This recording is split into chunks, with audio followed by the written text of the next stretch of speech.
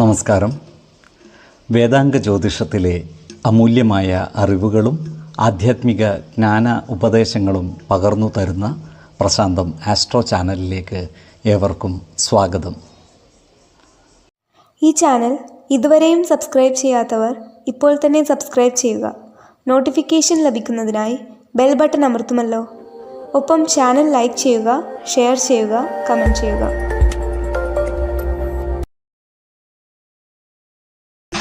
നമസ്കാരം. എല്ലാവരും ചോദിക്കുന്ന ഒരു ചോദ്യമാണ് മാതൃശാപം എന്നൊന്നുണ്ടോ എന്നുള്ളത്. നൊന്തു പ്രസവിച്ച സ്വന്തം കുഞ്ഞിനെ ഏതെങ്കിലും അമ്മമാർക്ക് ശപിക്കുവാൻ സാധിക്കുമോ? ഒരിക്കലുമില്ല. മാതൃശാപം പിന്നെ എന്തുകൊണ്ടാണ്? എല്ലാ മതങ്ങളും അമ്മമാരെ ഈശ്വര തുല്യരായിട്ടാണ് കാണുന്നത്. ജഗജ്ജനനി, പ്രപഞ്ച മാതാവ്, പരാശക്തി എല്ലാം അമ്മയുടെ രൂപങ്ങളാണ്. അതേ അമ്മയാണ് 9-9.5 മാസക്കാലം ഉദരത്തിലിട്ട് കുഞ്ഞിനെ താലോലിച്ച് ചൂടും ചൂരും നൽകി നാഭിയിലൂടെ കുഞ്ഞിന് വേണ്ട പോഷകങ്ങൾ മുഴുവൻ പകർന്ന് അതിനെ സംരക്ഷിച്ച് നൊന്തു പ്രസവിച്ച് പിച്ചവെച്ച് നടക്കുന്ന കാലം വരെയും നെഞ്ചേറ്റിലാളിച്ച് അവരെ സ്വന്തം കാലിൽ നിൽക്കുവാൻ പര്യാപ്തമാക്കുന്ന ആ മാതാവ്. എത്രയോ മഹാന്മാർക്ക് അമ്മമാർ അവരുടെ കുട്ടിക്കാലത്ത് ഊർജമായി തീർന്നിട്ടുണ്ട്. അവർ ശീലിപ്പിച്ച നല്ല ശീലങ്ങൾ അവരെ മഹാന്മാരാക്കുന്നതിൽ വലിയ പങ്ക് വഹിച്ചിട്ടുണ്ട്. എത്രയോ ഉദാഹരണങ്ങളുണ്ട് നമുക്ക് മുന്നിൽ. അങ്ങനെയുള്ള ഒരു അമ്മ എങ്ങനെയാണ് ശപിക്കുക?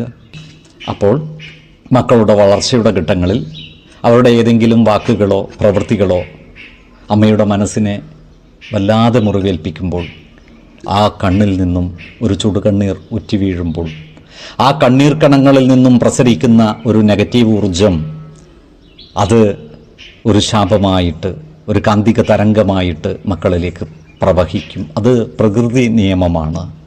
അവിടെ മാതാവ് ഒരു വാക്കും ഒരു ശാപവചനവും പറയേണ്ടതില്ല. ആ അമ്മയുടെ മനസ്സിൻ്റെ വിങ്ങൽ വേദനകൾ അതുതന്നെയാണ് ഒരു മാതൃശാപമായിട്ട് മാറുന്നത്. പിന്നീട് ഈ അമ്മയുടെ മനസ്സിനെ വേദനിപ്പിച്ച മക്കൾക്ക് കുറ്റബോധം വരികയും അവരുടെ മനസ്സിനെ ആ സംഭവം വല്ലാതെ അലട്ടുകയും അങ്ങനെ മാനസിക വിഭ്രാന്തിയിൽ വരെ എത്തിച്ചേരുന്ന ഒരുപാട് മക്കളുടെ കഥ അറിയാം. ഒരുപാട് അനുഭവങ്ങളുണ്ട്.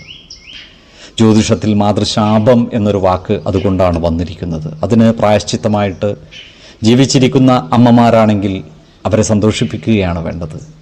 അവരെ അമ്മേ എന്ന് വിളിച്ച് അവരുടെ ചാരത്തെത്തി അവരെ ഒന്ന് ആലിംഗനം ചെയ്ത് ആ പാദങ്ങളിലൊന്ന് നമസ്കരിച്ച് അവർക്കൊരു പാരിതോഷികം നൽകി അവരെ സന്തോഷിപ്പിച്ചാൽ അതിന് പരിഹാരമായി.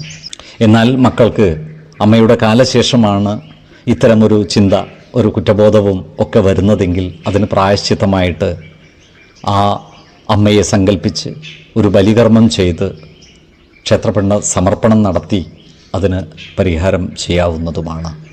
മാതൃശാപം ആർക്കെങ്കിലും ഏറ്റിട്ടുണ്ടെങ്കിൽ അതിന് പരിഹാരം ചെയ്യേണ്ടതുമാണ്. നമ്മുടെ നാഭിയിലേക്ക് നോക്കിയാൽ മതി ആ അമ്മ നമുക്ക് പകർന്നു തന്നിരിക്കുന്ന ജീവോർജത്തിൻ്റെ മൂല്യമറിയുവാൻ, ആ അമ്മയുടെ സ്നേഹമറിയുവാൻ, ആ അമ്മയുടെ വലിപ്പമറിയുവാൻ. അമ്മയ്ക്ക് പകരം വെക്കാൻ മറ്റൊന്നില്ല. അമ്മയ്ക്ക് പകരമാവാൻ അമ്മ മാത്രമേ ഉള്ളൂ. നന്ദി, നമസ്കാരം. ജ്യോതിഷരത്നം പ്രശാന്ത് കണ്ണോ.